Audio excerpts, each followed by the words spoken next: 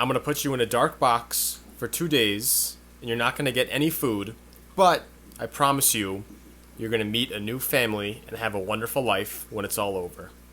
Hey folks, welcome back to Luke's Goldies. In this video, I'm going to show you how to ship live goldfish in the mail. So if you got little babies and you want to ship them out and you want to make sure that you're doing it safe and your babies are going to arrive alive, I'm going to show you all the things you need and what you should do to make sure it all goes smoothly.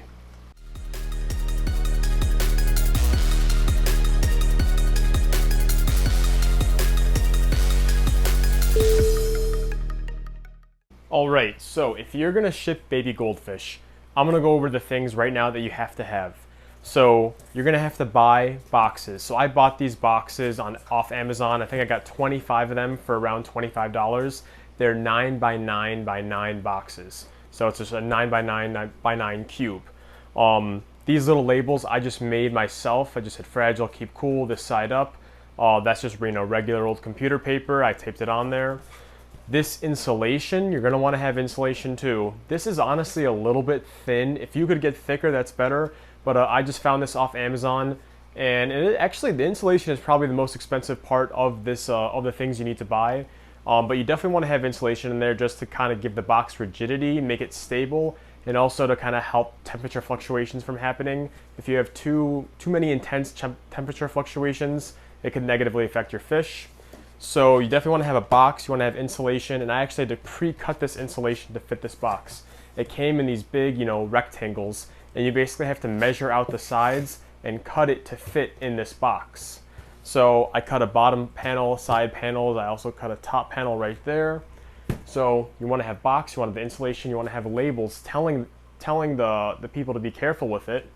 You're also going to want, if you're shipping a fish, you want to have 2 of these bags. These are like fish shipping bags.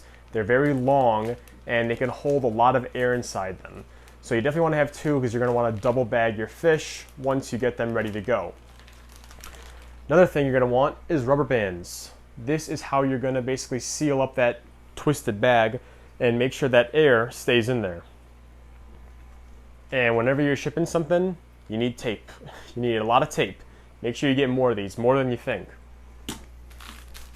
And if you're shipping near the winter time or time when it's cold, you definitely want to have a heat pack in there. This just kind of helps keep things a little more stable and keeps it from getting a little too cold in the box when it's not in a heated area.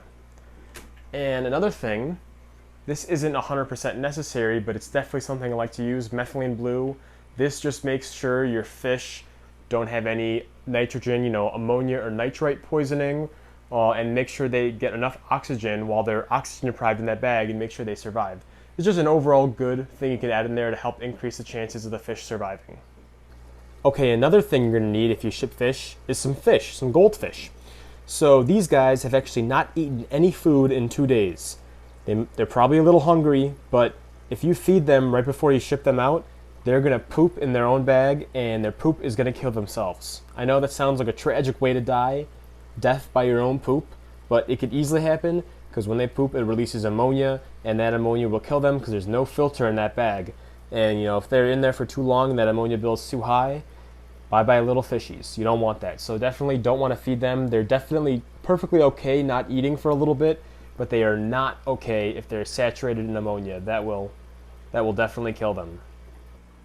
Alright, so before I bag the goldfish, I do like to get this methylene blue and just put a couple milliliters in a syringe.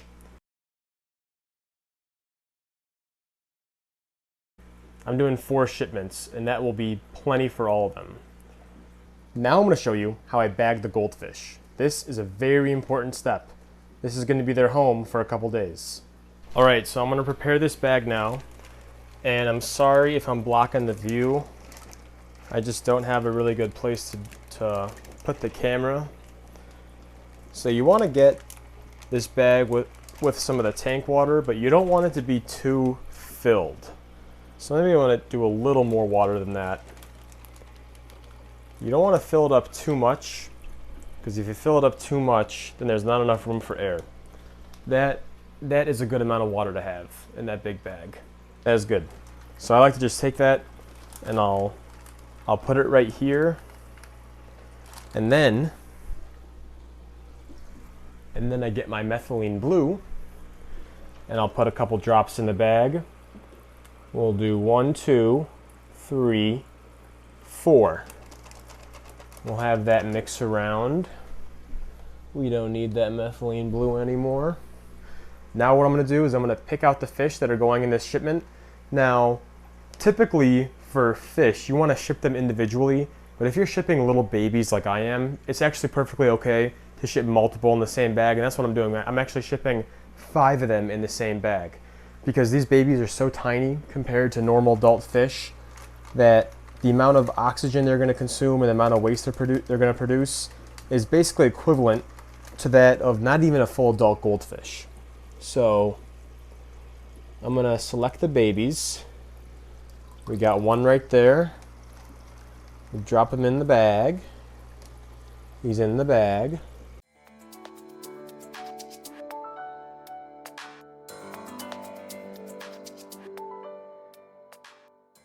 Don't worry, you're going to a good home.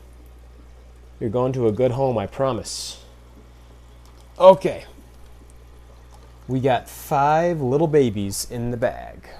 This next step is very important because this is how you trap the most amount of air in here as you can. So you want to get it up, the bag up like this, and you want to kind of make sure the water level on the inside is level with the water on the outside. And kind of have it nice and open like this, and you're going to want to just grab it really quick, just snatch it and get all the air trapped in there. So I'm going to have it up like this. This is like literally the most important part right here. And then you grab and then you twist. And if I didn't get it good enough, I'll do it again. But I can kind of judge. So I snatched it and I twisted. Now let's get a look at it. Did we do it good enough? I think it's pretty good. I think we got a pretty fair amount of air in there. So now that I got it here, and I got it twisted up, I'm going to twist it up a little more, and I'm going to get this rubber band right here, and I'm going to start wrapping it.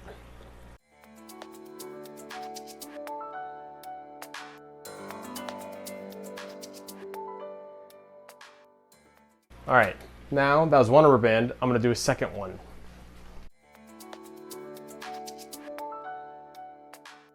Okay, so we have our fish in a single bag and we have it tied up pretty well here.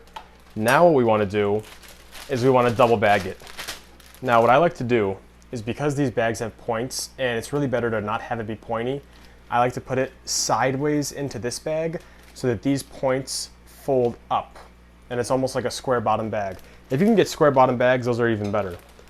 So honestly what I do is I hold this top part in my mouth.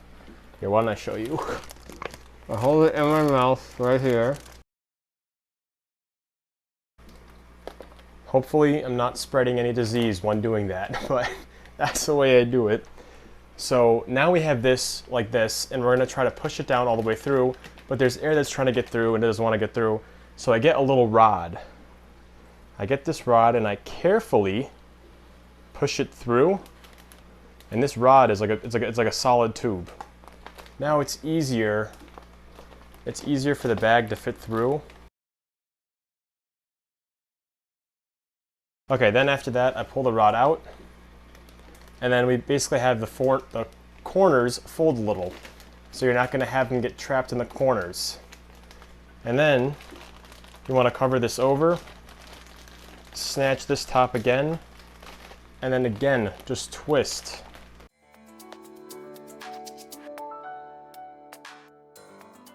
So this is what the finished product looks like. We got it double bagged.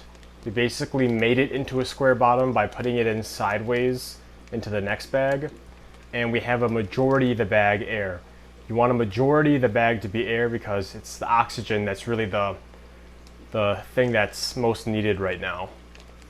Okay, so the next step is you want to put that bag in the shipping box, obviously vertical, just like that.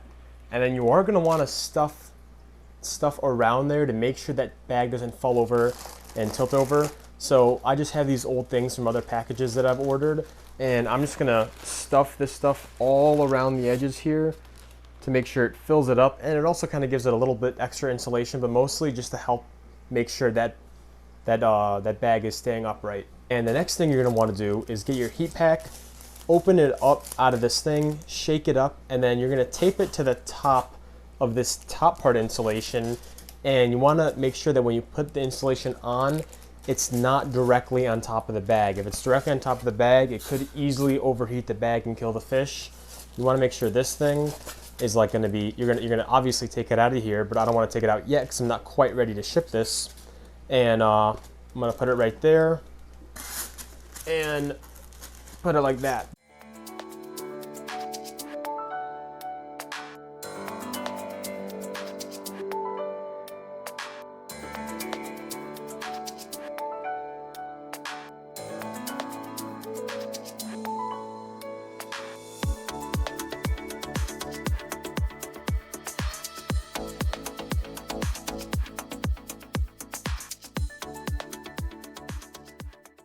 Okay, so it's almost 2 a.m. and I have all 4 of these packages ready.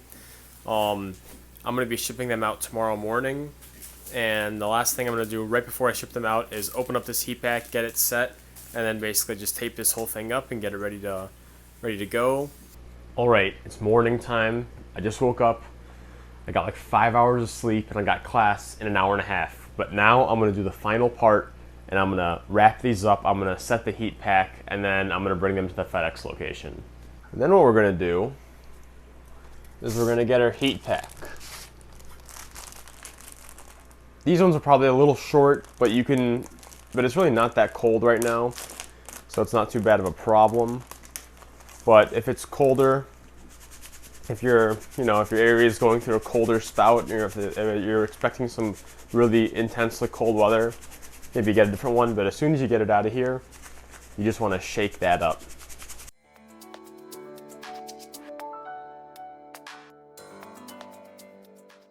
It's activated now. So now what you're going to do is I like to just tape it to a side right here on the top of the insulation.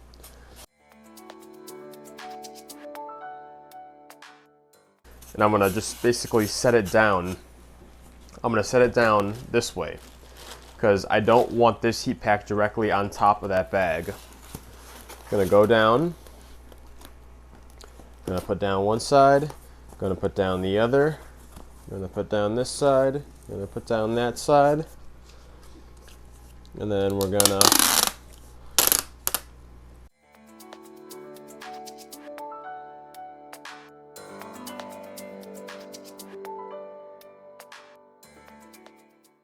now basically what you have to do is you want to cut out your shipping label and put your shipping label right on top. Alright, this is the finished product. We got the shipping label up there. Don't want to really show you that information. We got our labels saying fragile, keep cool, don't drop, keep upward. And we got it all sealed up in our 9x9x9 cube. So I gotta do 3 more. Let's do 3 more now.